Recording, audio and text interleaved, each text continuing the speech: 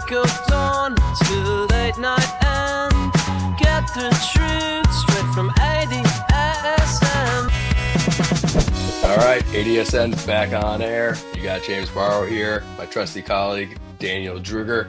It's the week of April 7th. We're going to be going over tariffs, AI, some more AI, and we're going to go over the state of the M&A markets with Luma's Connor McKenna. And going to be a great show. We may even be on air twice this week, so don't get too excited. But let's get into it. Danny, happy week of the 7th. Where you Happy want to week. start? Happy week 2 of ADSN. Let's go. All right, where are we going, Let's bud? kick it off. Let's kick it off with tariffs. Why not? Wait, side note, better production quality, right? This background thing, got a Yeah. microphone, better Anyone than week who one. anyone who subscribes to our newsletter knows that I don't even know where you are on a week-to-week basis. So this just adds to the mystery, but I like Uh, it. yeah, all right. What do you But got? let's dive in. So I thought we could start today with this tweet from Ron Shaw, the CEO of Obvico, kind of in the supplement manufacturing space, and he just got real honest with what tariffs are doing to his business. Said they talked to their manufacturer in China, and their COGS overnight are going up 15% for all materials sourced out of there. And this is something that if you were on Twitter in the last week looking at D2C Twitter, this is impacting every business, regardless of where they're getting supplies from, where they're manufacturing from, where they're shipping in from. This is the story that we keep hearing over and over. But, he's being real honest with it, being very transparent in kind of where those costs are coming and how it's hitting down to their bottom line. And so I thought it was just a great place to start. And James, I know we've talked about it, but why don't I'm curious your take on how this is going to impact the ads market. Yeah, it's definitely gonna be a headwind, I think. I mean, if you look at the most sort of analogous moment to this is probably COVID, and just all the supply chain disruption there. And that was obviously hugely disruptive, but that came with PPP and basically zero interest rates, like almost immediately. And so like there's going to have to be something here that breaks. Maybe the administration like rushes through the tax cut and maybe we get lower rates. But to absorb 15% on the COG side, that's tough. And I think the ad tech companies, the platforms, they are, well, they're in many cases effectively services businesses, but they also just don't have a lot of external exposure. Like their servers are all in the US, but they're going to be impacted by this. I mean, this should lead to less auction density for sure. I think also a lot of these ecom businesses, they do have their own debt lines. Like this could trigger covenants. Like it's gonna get pretty bad if this stays in place. And I do think over time, sure, like the supply chains can go ahead and reorient. But I don't know. I mean, I'm curious. Like, Daniel, you spent a lot of time in that space. Is there a scenario maybe where if there's like less international copycats, maybe that pricing can stay up for companies like Avi? Like, is there some silver lining here you can see? Yeah, I mean, I think there's there was talk of Amazon. You look at Walmart, and you look at these third-party marketplaces. There's been a lot of stories of kind of copycats coming in from China, being able to send it. Timu, in the best example, being able to send products at a much lower price because it doesn't trigger taxes and tariffs because they're under a certain amount. And so I could see though this maybe reducing the number of copycats and allowing these businesses to really demonstrate their brand and build that trust and get those customers. I think though the challenge to your point is, normally they could spend more in marketing and really take advantage, but now they're having to incur a 15-20% increase in their COGS. And so that's got to come out of somewhere, right? And they're probably not firing their staffs. They're probably not taking on less inventory. They're going to take off unnecessary software or nice to have software, and they're going to pull down maybe top of funnel marketing. Yeah, And I do think it will be. We'll hit on this in just a bit about what Toby at Shopify did, but it definitely is going to be like a real. If you're one of these companies, you got to figure out how to deploy AI. Like this is sort of everyone knew AI was going to become a huge part of the workflow, but like if you got to go find 15%, I think you're embedding it everywhere. And so, yeah, it seems, I mean, maybe, and there was rumors today that there was going to be a 90-day delay on the tariffs that ended up being not proven to be correct, but maybe this works itself out. But I do think it's going to be tough for these ecom businesses. I'm curious to see if there's going to be like a big sort of swing of like made in America products, and maybe Yeah. that will be a thing consumers care about. But I don't know. I don't see them paying 15% more just because of that. No. Um, and I think, this next tweet, we'll get to it. Uh, Kind of, I think, shows, an interesting demonstration of like merchants reacting even before necessarily these tariffs hit, or it actually hits their bottom line. But in this tweet, Dennis, showed the 2 days following the tariffs, there were more price changes in 2025 than any other day. We Crazy. don't know if that's, higher or lower. We're going to assume it's higher. But we can expect probably to see more of that type of volatility. And as these tariffs hit and as businesses start to understand, like, how does this actually impact my operations, we're going to see those prices change, I'm sure, more and more. And I think, James, to your point on the ads platforms, I'm curious how fast these platforms actually react. When prices go up, consumers have less disposable income. You know, are they going to be able to find the people that want to buy these products in the same way they could before and eke out the same performance that they could over the last couple of years? Yeah, it's interesting. I won't share the person's name because I don't know if they would want me to, but I talked to a friend in the ecom space on the like media buying side, and he said he could see the softening in the market a few weeks ago start to happen, where it was all the old campaigns just started degrading. There was like basically like nothing had changed at all. Like all the different creatives, all the targeting, tried channels, all this stuff, every single thing, and just across the board, basically performance was degraded equally across every single channel. And so he basically was like, you can see the consumer actually softening, right? It's like not about your meta ads not Mm, working or your YouTube's not ads not working. It was just in mass, the consumer had started to soften. And you have to think now that this comes into play here. I do think though we've seen these cycles before. I mean, hey, things can bounce back. yeah. And I do think, all the platforms are so much more focused on driving ROI.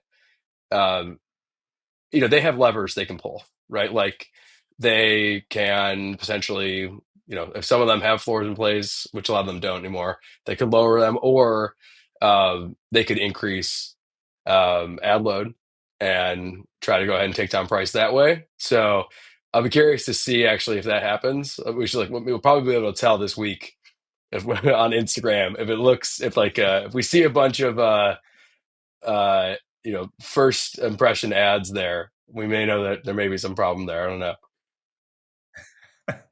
Yeah, yeah. I think this is a story that we'll probably follow for the next few weeks, if not months, and just see how this plays out kind of downstream for everyone. But I think you mentioned Toby. I think you had a post that you saw from Toby that you wanted to talk about.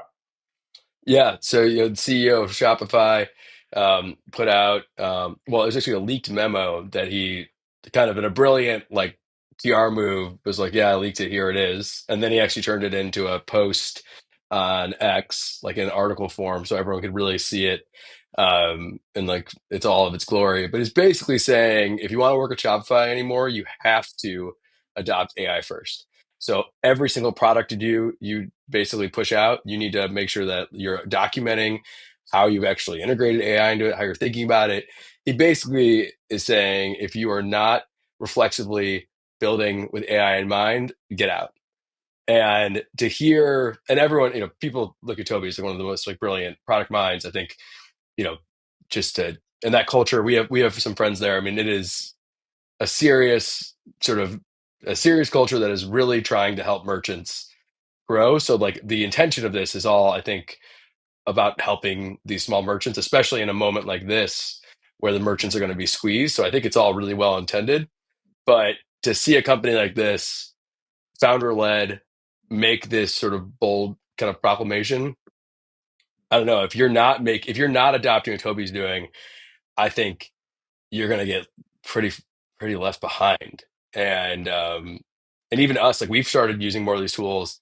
It's crazy. And I feel like a Luddite because I don't know, just like we're Yeah. behind and we've tried to catch up. So I think like legacy businesses that are not taking this approach, they should read what Toby wrote and really consider probably doing something similar. Yeah. And there were two things that really stuck out to me as kind of pivotal moments, I think, in this transition in AI. Because a lot of companies say like, yes, AI is going to transform our business, and we want to adopt it. I think this is, to your point, the first time a major CEO is saying, if you're not actively adopting this, get out of the company. You're not on the same path as the rest of us then. But I think the two things that stuck out for me was one, he said learning is self-directed, right? And to me, that reminded me a lot of Google's like 80/20 from back in the day of like, yes, you can spend 20% of your time doing something that's not core to your day-to-day job, but it has to be additive to Google. Maybe it can be a passion. This to me is like that. It's, spend your time learning AI, and Shopify knows it's going to pay dividends in your job and for the company, right? So that was one that was really interesting. And the second was he was just so blunt, saying before you ask for headcount resources, demonstrate why you can't do this with AI. And Yeah. I think that It's that's like the first time we've heard a leader of this magnitude say that. Like, we're not investing unless you can prove AI can't help this. yeah. It's also like the personification of AI, like and putting it in like Mhm. the fact that it now is like being thought of truly as an employee replacement, right? Like you have to Yeah. justify why a human being is needed to do this thing is different. And I think, but I will say, if you kind of think about the ads markets, we should all be thanking Toby because we need these e-commerce businesses to do well. They're a huge part of the advertising ecosystem, and I think this will all of these changes that Shopify implements, I think, will help these merchants succeed. So, but it's pretty intense to say the least. Yeah. Why don't we get to the next one that you were Yeah, and it's kind of almost an extension of this story. The other tweet slash post that really kind of struck me this week was Gokul Rajaram, who is sort of a just like a legend in product world and advertising ad tech. He was actually a guest on our previous podcast, Taking Inventory. But he put out this thread about the inevitable MCP battle, and so I'll read a little bit of it. But it's if you work in AI, you probably heard of MCP, the Model Context Protocol. It's an extension of a tool calling that allows agents to interact with applications in a standardized way. And basically, what this means now is like AI, in the so simplistic form, is like AI can now log into other tools and start doing things for you. And he goes on to say, and it's funny because like the minute we talked about this previously, but he calls out the thing that I think everyone in ads should worry about, which is every user who uses an agent to access the app through MCP instead of logging into the app directly results in lost ads engagement and ad revenue for the app. So if people are just logging in all these different apps and these apps are reliant on consumers interacting with them, like you've just abstracted away one of the main ways that people monetize on the internet. Very early how this will all unfold, but you definitely can envision a world where the AI is just, you know, it's gonna go like I don't know. I like golf, and like it's gonna go in and read the golf thing, and there's not gonna be an opportunity for me to go ahead and see that golf ad as an example. I don't know, but it's got pretty profound long-term effects. There's also some really cool B2B use cases that I think are going to help when it comes to advertising and ad tech. But yeah, it's another one of those things where it's like it's going to happen fast. Like these AIs are just going to yeah. be. It's basically like you have a little farm of people doing things for you while you sleep that never get tired and can log in and basically do whatever it is you want them to do. So it's going to have downstream impacts. I don't know, Daniel, what were your take on it? Yeah, I mean, I'm excited for that day where I don't have to log into some of the some of the tools I use and have to bounce between a few of them. But I think there's like two ways this is going to go. I think the utilitarian apps, and I think Google search is the one that gets attacked most when we look at like perplexity and how people are engaging with ChatGPT. Like we all go to Google for an answer or to find a website. Like there is an ends to a mean there, or a means to an end, excuse me. And so I think that, yes, that we know is going to get profoundly changed. I think Instagram, TV, YouTube, like it's going to change, but I want to spend time there, right? I'm going to Instagram to like scroll through pictures and videos, and maybe that changes like how I actually do that, but like I'm choosing to spend time there. Um, and so I think there is this. I don't know. I think it's going to get weird. I think some people are going to do Yeah, some weird things, and it the ads models are going to yeah. change. Have to. Google talks about two things in there that I thought were really interesting. One is obviously the ad supported engagement, which you know inevitably there'll be some change there. Now, the Perplexity guys have talked about how there'll be ads for the agents. So Hmm. like when the agent goes to that site, there will be effectively ads that are made to convince the agent that it should make the suggestion back to the end user. So you're advertising to your agent, not advertising to you. That's a crazy thing, but it actually kind of makes sense in a weird way. Yeah.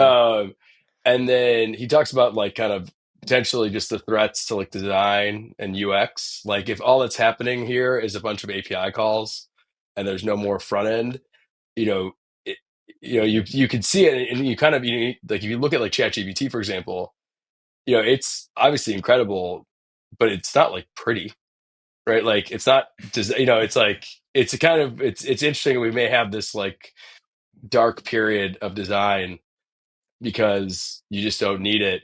So I think that will be like an interesting part of it. But I'm curious just to see like what will be like the first wave of probably publishers that like really kind of feel this most. Maybe it's like you could think of it maybe, I mean, really SEO reliant businesses for sure, right? Like you're kind of seeing that happening, but I wonder what the next phase of it will be. Yeah, I mean, I think Reddit has, to me, done one of the best proactive jobs of like monetizing kind of their database, because it is, we all go there through SEO. Like I told you the other day, like I needed to fix a pipe, and I like typed in the model Reddit, and 40 subreddits came up. I would love to just get all of those 40 subreddits like condensed down, and hopefully the model pays for that. I would be willing to pay for that. Like to me, there's a use case there. To your point, but like, yeah, the news publishers, honestly, it's open web, right? It's like open web where you're going somewhere to find something is going to get hit pretty hard. Yeah. Yeah, we'll see. Well, I think, and Gokul's just so brilliant. Hopefully, I commented on his thread on LinkedIn telling him he should come on ADSN and talk about this, and he hearted it. So think maybe we'll get a Gokul sighting on here soon. But before we jump into conversation with Connor, just the last piece that I want to talk about, which kind of has nothing to do with ads, but is kind of just I think fascinating, which is this Wired piece that said Elon Musk Doge has plans to stage a hackathon in DC to create a mega API that will bridge the software systems across all the government. And it's amazing because it's basically like I tweeted this. It's like the walled gardenification of government, and you take this and you take things like MCP and all this AI stuff, and like it just shows you how efficient things can get. And I think like if he can pull this off from a government perspective, just like I don't know, imagine all the cool. I don't know, I think from an ad tech perspective, like bridging all these different systems and having like an autonomous ad solution that touches every single thing that you care about. Like if they can do it in government, someone can figure this out here, and Yeah. it'd be like a mega DSP. It'd be like the coolest thing in the world. Someone should build it. But I don't know. What was your take on Elon Um, APIing the government? I'm just a little worried that you keep making all these ad tech analogies to the government. I don't want to see ads when I'm paying my Uh, taxes, unless it's going to lower the totally, they rent to pay. should. Why not? You should be able to watch a pre-roll and get like some money back. They can do that with this. Uh, they Um, could. But no, I mean, I don't think it's happening, but I think it's brilliant. I mean, if there's anything in the world that needs to be a walled garden, it's probably your government, like the government entities with all the data they have. Like yes. that should probably be a walled garden that's connected to make things more efficient. Oh, yeah. Like The so. ad supported tax form. I would build that. That sounds so fun. All right, All right. Well, let's get it funded. yeah. And all right. Well, we'll be right back. We're going to be with Connor. He's going to tell us all the things about how tariffs are impacting the M&A markets and really kind of how the M&A markets are working in general, because it's been kind of a wild ride for ad tech over the last 6-12 months. So we'll be right back with more ADSN. From the break of dawn to late night and get the truth straight from ADSN. All right, James, we just spent the last 20 minutes or so talking about the markets.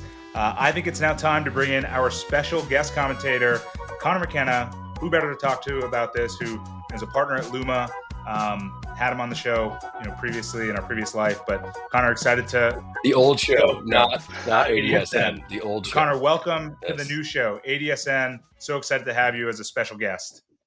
Yeah, guys, thank you for having me. I'm glad. I think I was one of your early guests on the old show. I guess we're not naming it, and happy to Yep. be part of. What did you guys? This is the ESPN for ad tech, so excited to get There's going. Bunch the of talking ESPN for heads, ad right? tech. Yeah, that's what we do best. Well, thank you, man, for coming on. I think maybe a good place to start, and I know it's all kind of the news cycle is all moving really fast, but maybe kind of just give everyone a point of view of like where are we right now in terms of M&A when it comes to ad tech, and then if you can, maybe just sort of like peek around the corner, and I don't know if you have a point of view of like what all this tariff stuff will do with it, but it's been like the crazy last few months based on everything we're seeing. So yeah, what's sort of your take at this point? Yeah, absolutely. As I was joking with you guys before we recorded, this is this is a fun day to be put on the spot and predict what's going to happen in the future. It's April 7th, so the tariff news happened last week, and it's definitely uh, a lot of, a lot of thinking and a lot of, unknowns as to how this is going to manifest and all the rest. So maybe I'll take you through a little bit what has happened, and then some broader views around that. So one of the things we've been talking a lot about, and I'll take this back even to last year, from the beginning of 24, was this notion of survive, revive, thrive in the ad tech and martech ecosystems around ads. Around M&A. 23 was all about survival because that was when we were expecting a recession. Companies focused inwards. 24, we saw some revival around M&A, but a lot of that was more consolidation, sort of, companies that maybe needed to find a home, or, two competitors sort of coming together throughout 24.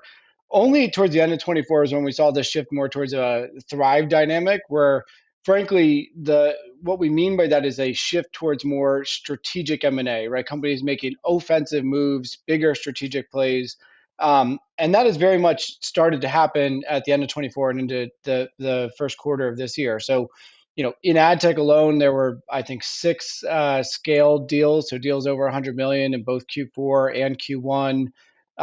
And importantly, you saw companies start to make new strategic initiatives. So, Experian acquired Audigen at the end of last year, moving from being, pretty purely data and more agnostic to the media execution to getting a lot closer with it with curation. T-Mobile did 2 big transactions this quarter with Vistar and Bliss. Again, they've been in advertising, but not nearly as aggressively. And these were over, $700 million of transactions. So clearly they're moving very aggressively into the space. You even had companies in the martech space. We've talked about this for 12 or 18 months, that there are 40 plus martech unicorns. For the most part, none of them have done any scaled M&A, and they are sort of entering that 10, 12 year business maturation phase when they start to make that shift towards leveraging this tool. And so Braze just announced an acquisition of OfferFit. That's a good indication in that direction. So that's sort of where things have been. I'd say the what's been weird about Q1 before all this tariff stuff was you've got an ad tech sector that traded well above the Nasdaq, throughout 24, was doing quite well, and actually in Q1 we saw a lot of companies actually trade down. So you had, the trade desk missed its first ever quarter.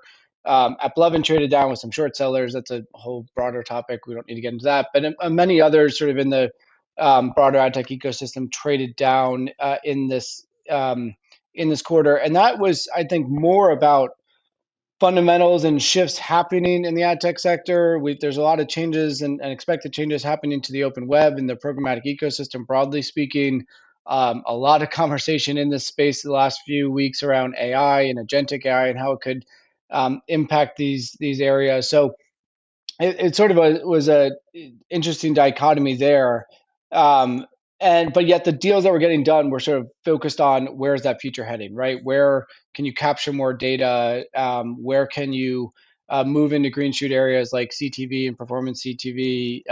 What's happening on commerce media, et cetera. Those things are still all sort of underlying a lot of this. That I would say, like in some respect, there was a lot of clarity as to where, or clarity is probably the wrong word, but you sort of knew where the momentum was heading, and then you were going to find which the targets were going to be. That's sort of where we were, I'd say, up until last Wednesday with these announcements around tariffs. Now, none of that like fundamentally changes, but there is a whack of new uncertainty into the market, and M&A is a game of confidence, right? Feeling confident about where the future is going to hold, where things are going to go. And so um right now, I mean, we're just a few days into this, and we can talk about tariffs and its impact on advertising and the rest, but there's just so much uncertainty as to the length of these tariffs. Are they going to like remain? Are they going to be as broad? How is it going to impact stuff? And that could have huge implications. The more uncertainty, the harder it is to find find the confidence in some of these opportunities. But if you take that aside, I think we're moving towards a place of strategics in this ecosystem did the hard work a couple of years ago of setting themselves up to be profitable, sustainable businesses. There are shifts happening, I think, with AI as like an undercurrent or a lot of this that people are recognizing, and it's a game of speed. And some will build, some will buy, but what they're not going to do is ignore it. And so that creates a lot of underlying momentum towards potential M&A opportunities.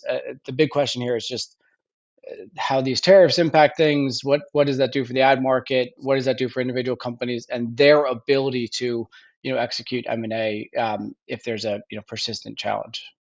And And this is like, sorry, Daniel, just, it's hard to probably answer this question, but from like a macro perspective, like most of these ad tech companies, they have limited international exposure when it comes to like the supply chain, right? Is that like a fair assessment? They have exposure on obviously like the demand side and like the customer side potentially, but these are like fairly domestic, like built entities. Is that a fair way to think about Yeah, I it? think also, what is ad tech? It's selling bits, not atoms, right? For the most part. And so there's definitely that dynamic. If you look at how the tariffs, the reciprocal quote unquote tariffs were driven, right? It was about trade deficit that actually excluded services. If there's one thing that the US has a surplus in, it is services and software.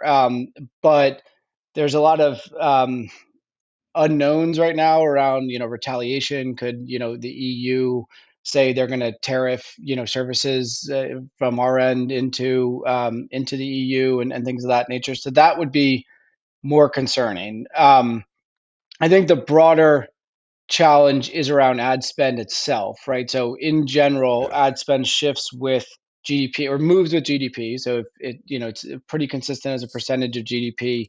It just shifts inside of that of where it goes and who it gets spent with. Um, and there is obviously, if tariffs, if some predictions are right, there could be a sizable recession, which would lower GDP and therefore lower the actual amount of ad spend. Though what's interesting in advertising is, especially advertising technology, is often these big changes is where you get that emergence of newer technology. So, Google and their Google search came out really strong out of the 2000 crash. Coming out of the '08 crash is when Facebook really started to hit its stride, and capture more opportunity. In the COVID era, it wasn't necessarily a technology shift, but it shifted consumers' habits towards like CTV and e-commerce, which drove commerce media. So those things, made big impacts. I think in this era, we've already been on this shift towards like outcomes and using AI and bringing more efficiency to the ad tech sector. If we're in a recessionary environment, that becomes even more important, right? And so what tends to work very well in recessions from advertising is proving that it actually works, right? And so knowing if I spend X, I get Y in return. And so, that adds to this whole move towards the outcome zero in ad tech, how people are thinking about incrementality, how they're measuring their mix, all the rest. But underlying all that in the back of my head is like, okay, that's great. Also, a lot of this advertising growth is driven by Meta, Amazon, et cetera, that are highly reliant on small e-commerce, companies that do manufacturing in China or at least Southeast Asia that have very broad-based large tariffs, at least as of now. So those are some of the known unknowns that are a little hard to parse out here. And I think you mentioned the 2000s, 2008, kind of those recessionary periods coming out. Some companies came out much stronger. In this uncertain environment, I mean, we're seeing rates start to come down. Obviously, markets have kind of pulled back dramatically. Is there an opportunity in your mind for there to be opportunistic buyers to come in and say, okay, prices have been depressed. There may be companies wanting to exit because of the uncertainty, they're not sure what the future holds. And for some larger companies that, to your point, have spent the last few years reaching profitability or thriving, as you put it, getting to a place where they're thriving, come in and say, you know what, we're actually ready to be more opportunistic buyers, knowing that the market has reduced prices to a place where it's maybe more palatable. Yeah, I think there will always be some of that. Ad tech is a tough area for that because ad budgets are so ephemeral, right? They can move pretty, maybe ephemeral is the wrong word, but they're fungible, right? They can move between platforms fairly easily. And so, there's opportunities where you've got lock-in and you're buying a capability and maybe expectations have come down some. I don't think seller expectations have been through the roof for the last, 2 years, right? And the amount of M&A has been limited because, if you've got a weak asset in ad tech, it tends to show up in your financials relatively quickly. Instead, there needs to be alignment towards the future. But sure, like I mean, already no one's expecting the prices they got in 21 when there was this like market high around multiple arbitrage in the public markets and things of that nature. Um, so I know it's a little hard to say in the short term, right? Any strong company would say, well, I'm not going to sell into this market because why would I sell when there's like a lot of weakness unless you're willing to pull the future forward for me, right? So unless you see the opportunity with this capability, um, I do think there's still the potential for that, particularly with this aspect of AI, and I'm using AI as a proxy here, but the operating leverage that businesses with machine learning or AI are at the center, is showing that the speed and ability to scale very quickly is sort of at a pace that we've never seen before. So if you look broadly at like VCs are talking a lot about this, where you had the on-prem era, the cloud era, and software era, and now the AI era, and you're getting companies that are getting to 100 million of ARR in 6 months instead of 6 years, which was already viewed as quite fast. That that's a very interesting dynamic to think about in this space because when you plug AI into the right capability set, you can start scaling really fast. And so that actually gives the ability for buyers to say, I'm willing to pull the future forward, right, and pay up for that asset. It is not necessarily about what's going on in the macro. It's more about, I need this capability. and it's a game of speed. And if you can capture speed and get scale, you start to get those sort of add-on effects where scale begets more scale. And AI is one of those sectors. Sorry, ad tech is one of those sectors where that can be very powerful tool where scale really drives increased scale. And I think in a world of AI, sometimes that means more signal and more signal around the spend that improves your performance. And so again, for those types of companies, you're not going to sell cheaply necessarily, but it becomes a huge opportunity, and it would vastly accelerate a potential buyer's, future. They're going to be willing to make that. It's not a question around like what's market pricing today. It's what can we do with this asset? How much of that upside can we part with in order to acquire them today? Yeah, it's interesting. We talked about this earlier, Dan and I, about like, Shopify now has, you basically have to integrate AI into all your work Yep. streams, like on every single part of the company. I don't know if you saw that Yeah. note Yeah. Toby put out. We'll link to the show notes. But first of all, it's like, it's incredible. But it's also, to your point, tariffs aside, if you aren't embracing this and you miss that cycle, like, it seems like it can be pretty detrimental. And you look at someone like AppLovin, which this is not like advice to talk about, but I believe in AppLovin. I think the short sellers are wrong about how they look at it. And I think part of it is that that team has automated and used AI across pretty much everything to make that thing the machine it is. And it sort of looks, you look at it over the last year, it kind of looks the most like the first kind of AI ad tech company in some ways, Yeah. in terms of just like the scale. Uh, and so, yeah, like, is it reasonable to say, like, once the market digests this tariff stuff, regardless of how big of a headwind it is, the tailwind of the AI stuff is probably going to make up for it? Like, we still could be and thrive as long as it's not like a depression, or is that too optimistic? Put me on the spot there. So That's what we do on yeah, ADSN. right. This is where you come for the hard hitting questions. That's where it is, bud. So I don't think it's binary, right? I think there's multiple factors in this. So even if we are, let's say, in a recession, and advertising spend as the overall pie is going down, if there is clarity as to where the advertising spend is going, so there is a channel or channels that emerge that are getting a lot of strength in this market, and there are companies or assets that are poised to accelerate that or capture it, yeah, they can be M&A targets, provided that there's enough buyers with enough dry powder or conviction to move in that direction. And those are still scaled M&A, strong positive M&A deals that maybe they're getting slightly cheaper because of the market, but that's not really the decision, as to why they'd have it. So yes, I think that is definitely highly possible. But I think the important component of that is the clarity or conviction as to where that opportunity exists. So, right now there's a lot of questions on the open web and what happens there. I actually think we'll get to more clarity in a bunch of those, parts over the next few years, but it's still coming. So you're looking for like who is really capturing that and able to grow and grow efficiently. The one benefit though is for some of these companies, like they can do it a lot more efficiently. They can do it with profits.